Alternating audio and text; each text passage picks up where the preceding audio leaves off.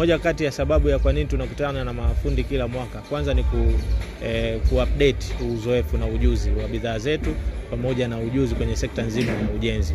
Lakini mbili, kuendelea kuwatambua kwa kundi lao kubwa na kuwafahamu kwa mazingira ambayo wanatokea. Lakini tatu, leo tumekuja na jambo kubwa sana la Magic Builders Foundation, ambayo hii ni taasisi rasmi kwa ajili ya kushirikiana na mafundi, kuwapa fursa, kuwapa elimu, na mpaka ninapozungumza tumeingia makubaliano na VETA kwa ajili ya kurasimisha sasa kazi zao za mikono. Kwa hiyo ni rasmi sasa hii sekta ya mafundi ni sekta ambayo inaenda kutambulika taratibu na serikali imeendelea kutunga mkono. Tumesikia bunge la mwaka huu, Mheshimiwa Waziri wa Viwanda na Biashara, Mheshimiwa Suleiman Jafo ameweza kutoa pongezi kwa sababu ni kundi linalochagiza ukuaji na uhai wa sekta ya viwanda pamoja na biashara. Sasa ni ombi letu kwenye wadau wengine, especially Wizara ya Ajira, Wizara ya Vijana, lakini pamoja na Wizara ya Elimu ambayo VETA iko chini yake, kuwa na mikakati na sera jumuishi kwa ajili ya kundi kubwa la mafundi hawa ambao mpaka sasa hivi sisi kama Magic Builders tuna database ya mafundi 700,000 Tanzania nzima. Sasa tukiweza kuwarasimisha hawa, tukawapa uwezo, sisi mabosi ambao tunawatumia tutakuwa comfortable na tutapenda kulipia gharama, kwa sababu tunaamini tunadili na watu ambao kwa uzoefu, kwa ujuzi watatupa kitu ambacho kipo bora. Kwa hiyo ni wakati sasa wa kuangalia namna gani tutaendelea kulibeba ili kundi, kulihudumia, lakini kulifanya liweze kutengeneza matajiri na liweze kutengeneza viongozi, lakini liweze kutengeneza jamii ambayo inaheshimu utu pamoja na upendo kwenye kazi na kuleta kitu ambacho ni bora kwa taifa letu. Mafundi wa kike kwa kweli wapo na wanakuwa kwa kasi. Na moja kati ya changamoto ambazo wanakutana nazo ni kutokupokelewa. Mbali tu na hizi rushwa ya ngono, watu kuamini kazi mwanamke anaweza kuifanya vizuri imekuwa ni changamoto.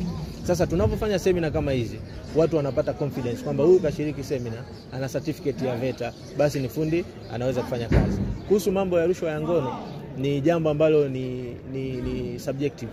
Ni jambo ambalo tunatakiwa tulipigie kelele ili jamii iamini kwamba bila hicho pia mambo yanawezekana. Ni mtu umpe kazi kutokana na uweledi, kutokana na mafunzo aliyopata, lakini kutokana na heshima na utu wake, ambao hilo linabidi liwe la kwanza. Kinachofanya mama wengi wasishiriki kwenye kazi za ufundi ni changamoto. Kazi za ufundi ni ngumu kwa wamama.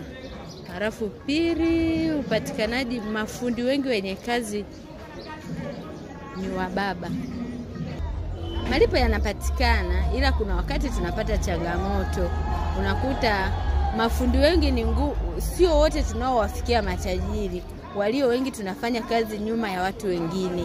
Kwa hiyo unakuta yule mwenye kazi atakufanyisha kazi wiki 2, anakuambia tajiri hajaonekana, yuko safari. Mwisho wa siku umefanya kazi wiki 2, siku ya malipo anatoa sababu ndogo ndogo, unakuta malipo yanatoka kidogo na kazi uliyofanya ni kubwa. Ombi langu, naomba tunapokutanishwa kwenye hizi semina za mafundi, pia wawepo watu wanaofundisha kuhusu sheria na haki. Ni wapi uzipate, unapoonewa ni wapi, maana walio wengi hawapati haki lakini hawajui ni wapi waende.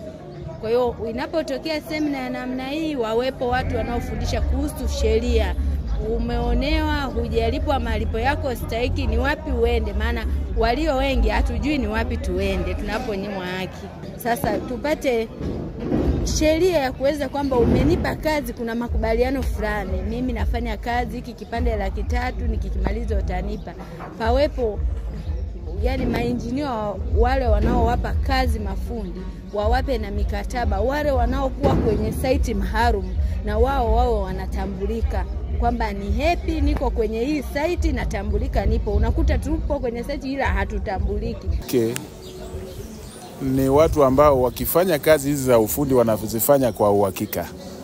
Lakini ni moja sana wamekuwa wakijitokeza katika shughuli hizi za ufundi, na hasa wakiwa wanakumbana na changamoto kama mbili. Moja kati ya hizo changamoto ni kutokujiamini. Wengi wao walikuwa wakifanya hizi kazi walikuwa wakidhani kwamba hizi kazi ni za wanaume peke yake. Kwa hiyo wakawa hawajitokezi kuzifanya.